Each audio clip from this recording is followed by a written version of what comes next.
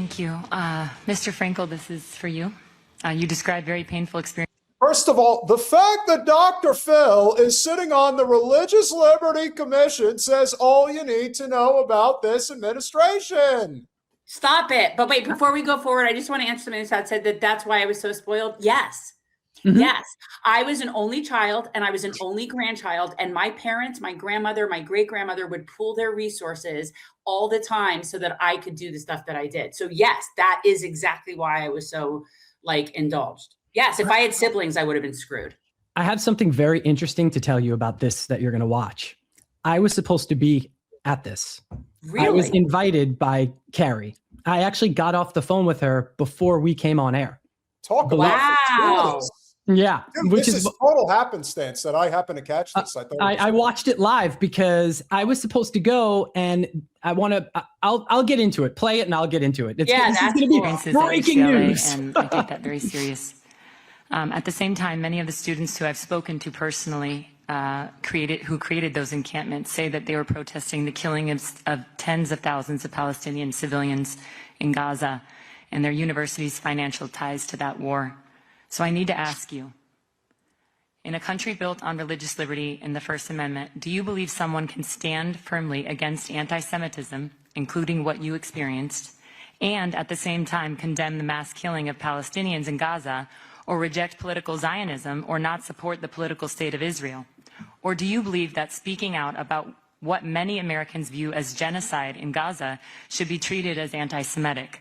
Because in my view, the United States cannot and must not make loyalty to a particular theology about Israel a litmus test for protected speech or moral legitimacy. Charlie Kirk said that Jew hate is brain rot. Some people don't have brains. I'm not going to assist them in setting a double standard for the Israeli government. And first of all, he never, he sits in a high chair. I mean, let's just be honest. You know, who is this? What's his name, Dave? Do you happen to what am I watching? I have the list of names, but I don't remember what his name is.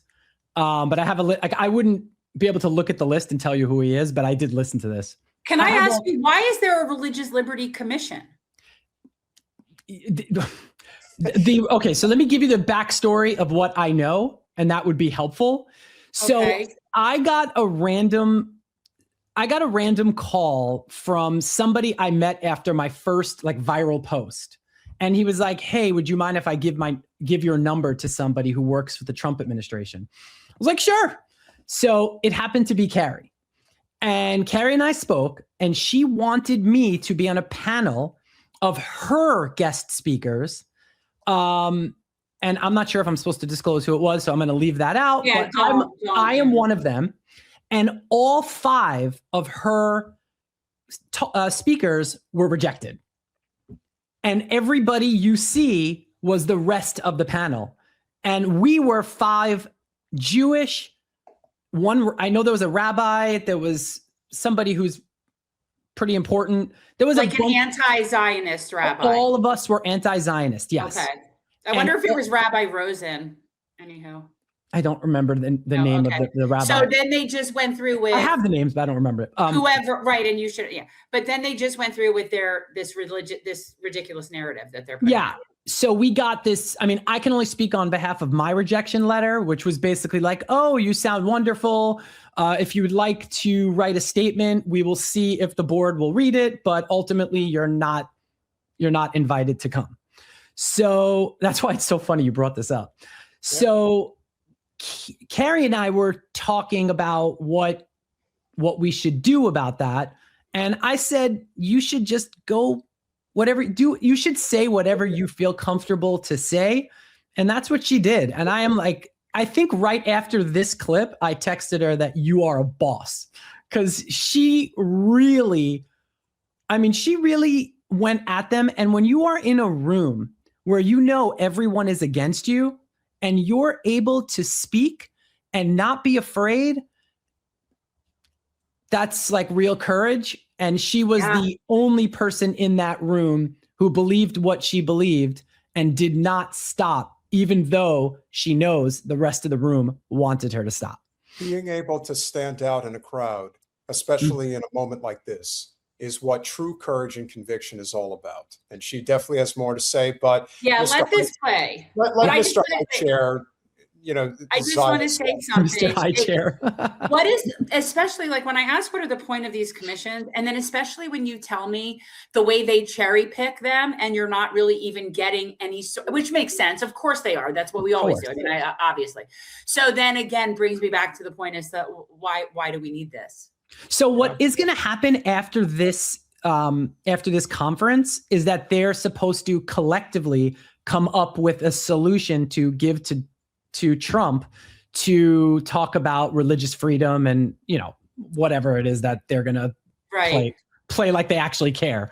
And the interesting part is that she's a part of this and she has to go to Trump and have a completely different view. And I'm very curious how that's going to transpire when they have that meeting. And that I'm going to meet her in DC for.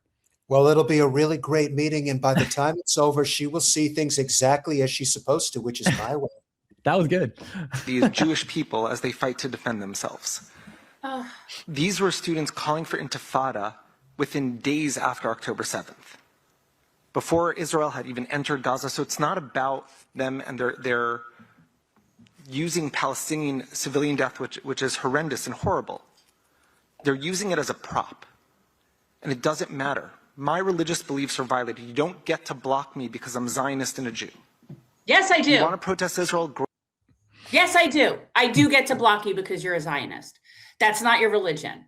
Sorry, that's a thought process. That's a choice. And yes, we do get to hate you for that. Yes, we do. Yeah. And this is the other thing that I pointed out the other day, and this is why I'm so freaking livid with Joseph Gordon-Levitt and the shit that he pulled the other day. You do not have a right to feel comfortable. It is a privilege to be comfortable in this world because there are not millions, there are billions of people in this world who do not know the meaning of the word comfort. So the idea that you think you're entitled to it is incredible. It's incredible, and it's easy to understand why so many people hate them and their ideology. But there's obviously more to say here. Great, Yeah. 100% go ahead and do it.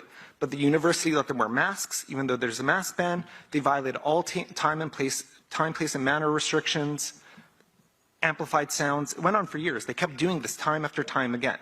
And that's what the judge saw and said, that's not okay. They can protest, they can't block Jews, and you can't assist them in doing it. I'm really grateful that we're having this discussion because I think this is a topic that is really affecting so many Americans. Rabbi Shapiro, he's based in New York. I invited him here today, but he's not here today. He was on our says, show. and I would love your opinion on this. Yeah. American Jews are increasingly treated as less fully American, our loyalty questioned, our belonging made conditional because Zionist ideology falsely claims Israel is the nation state of Jews everywhere and that every Jew is nationally tied to it. He says, this framing is anti-Semitic at its core. It strips us of our identity as Americans, recasts us as foreigners in our own country, and arms anti-Semites with accusations of divided loyalties and collective guilt for actions we neither chose nor control. No other foreign country does this. No sovereign state claims to politically represent an entire worldwide group defined by religion or heritage and bind its members to its deeds. Yet Jews alone bear this unique, unjust burden. That dangerous lie must be rejected openly and firmly. The remedy is clear: civic education that teaches unconditional American belonging through citizenship alone, not ethnicity, heritage, or any fabricated foreign tie. We are Americans, full stop, and we reject any doctrine that treats us otherwise. Would you say that statement is anti-Semitic? What I'll say is that Natan Sharansky says there's three things that you shouldn't do with Israel. You shouldn't delegitimize it, you shouldn't demonize it, and you shouldn't apply a double standard. You can abide by those three things, you're not anti-Semitic. So he can't answer. No, that's absurd. Let's first of all, we've discussed this many times on this show, David, that the people that are always claiming anti-Semitism, like our people, we're not even Semites. So let's just take that off and just pretend for a second that anti-Jew is anti-Semitism, right? Yeah. Like, even if that's the case, I argue that people are allowed to be that. Yeah. People are allowed to be that, and they're allowed to say that they're that. And the idea Absolutely. that these people want to police that, like, I don't want to hang out with people that hate people for that. Like, I don't want to hang out with bigots, but you're allowed to be a bigot. It's the opposite of a leftist ideology. I mean, of course, Exactly. but I support their right to do it. Of course, you can Yeah. go hate people all you want. He's just a scared person. He's a scared little person. That's really all it is. I mean, like, he's so scared and he's so offended. He's everything that I'm against. So I Yeah. got it. Well, that's why people like Ben Shapiro and Mark Levin are as dangerous as they are, because these are emasculated men. And the worst thing about emasculated men who get power, they want to wield it with an iron fist. Oh, And that's the real danger here. So by not being a Zionist, does that make you an anti-Semite? I don't think you need to be a Zionist to support a country that defends itself and is free and religious in a hostile neighborhood. So is anti-Zionism Hold on anti-Semitism? one second, Carrie. Yes. It is. It is. Sorry. Yes. To take that point for a Do you second. see Let me his, back up. I you didn't see want to his step face over that after he answer. said that? Yeah. You see how, So smug.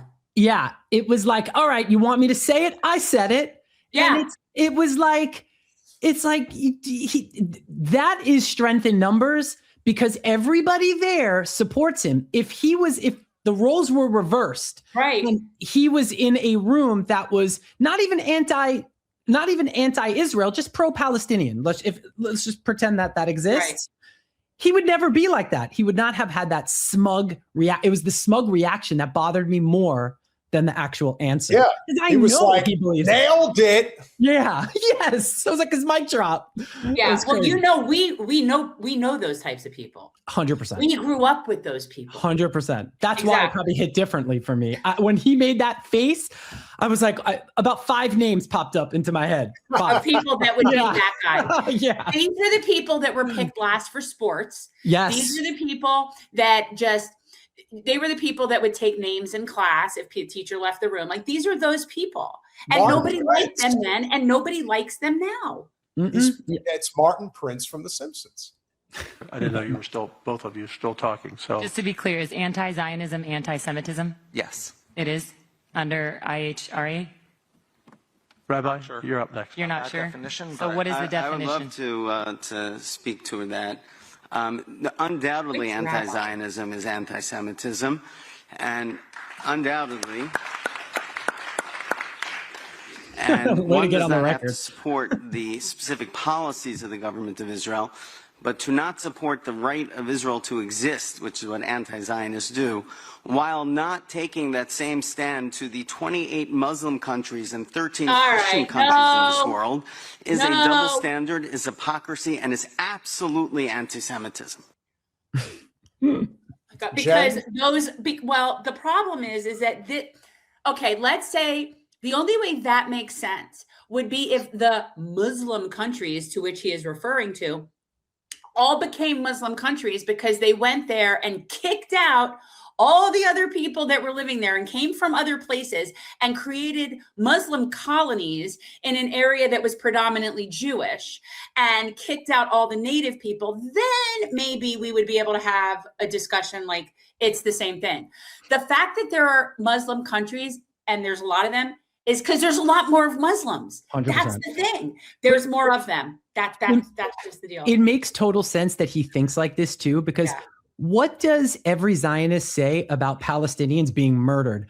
Well, why don't the other Muslim countries take them? As if you're Exactly. Muslim, you could go to you can migrate to any country you want. Just show Wherever. your Muslim card. That's why they think like this, because if all you gotta do is just flip it. And they're like, oh yeah, well, they could go anywhere. It's ridiculous. Yeah. And then they clap. I think it's also important that we not make Islamophobic remarks while we're here today. I would appreciate that. Love her. That's I good. just want to This say, is a religious liberty God hearing. forbid, was She anything got that like guy that kicked out. said. But if the Jewish people are the only people that you deny the right to have its own state, that is absolutely a double standard, hypocrisy, and anti-Semitism. Well, as you know, I'm a Catholic, and Catholics do not embrace Zionism, just so you know. So are all Catholics anti-Semites, according to the you? best part. As I said, anti-Zionism by denying the right of the Jews to have their own state while not saying the same for any other peoples, that is a double standard, hypocrisy, and anti-Semitism. So just to be clear, are Catholics anti-Semites? Carrie, excuse me. I'm going to interrupt the discussion. Our committee is focused on religious liberty taken from all people, whether they be Muslims, Jews, Christians, Sikhs. We've had all those witnesses here. This is not a commission on defining religions or calling out any theology, or this is not. I mean, just the idea that Ben Carson is there as part of the religious freedom conversation really. I just can't believe he's staying awake. But I was just going to say, you paused it at the perfect time. His eyes are closed, like he's living it up. It's so funny you said that. To the extent that anybody could become a Jehovah's Witness and Seventh-day Adventist, it's like, yeah, there's a level of extremism that people take their religion where I just say, why not just follow the teachings of Jesus? You'd be so much better off than creating different ways to screw with yourself, because that's ostensibly what religion has become. The commission for that. Right, And- but we're and so talking you about were- a foreign nation, so I want to be clear on what the definition of anti-Semitism is. If I don't support the political state of Israel, am I an anti-Semite? Yes or no? They already answered, asked and answered. According to you on the record, yes? If I don't support the political state of Israel? I don't personally label people, but what I'm saying is, if somebody states an anti-Zionist, if somebody says they're an anti-Zionist, they are saying about themselves that they have a double standard and hypocrisy, and they're taking anti-Semitic positions. Okay. Carrie, you feel like you have your questions in?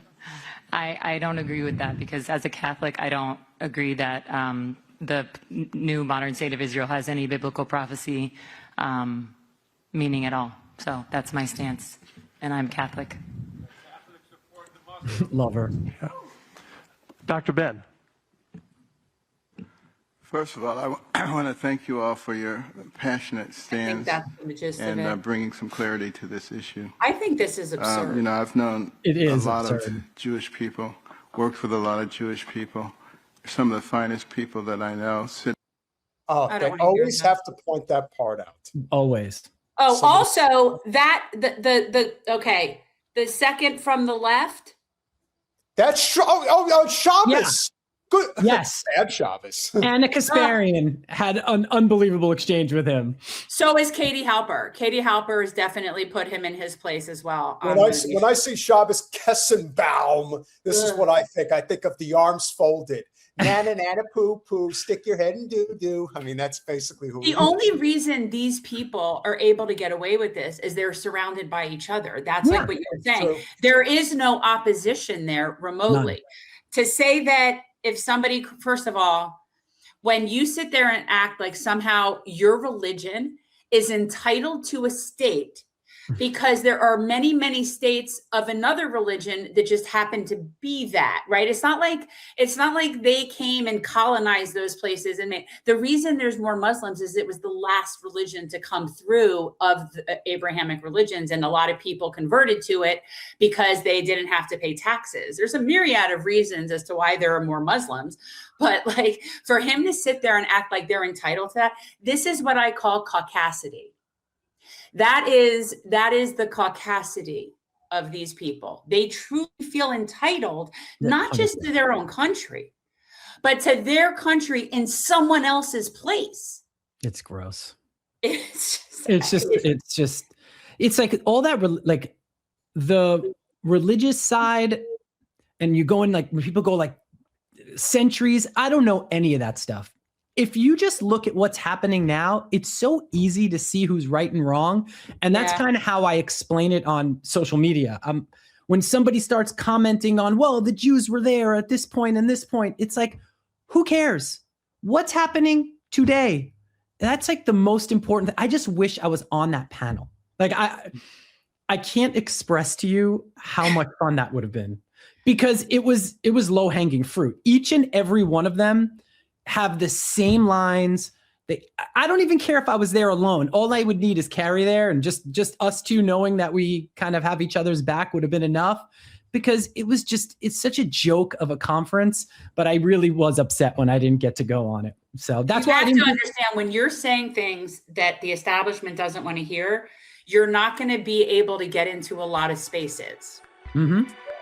I agree. That's true.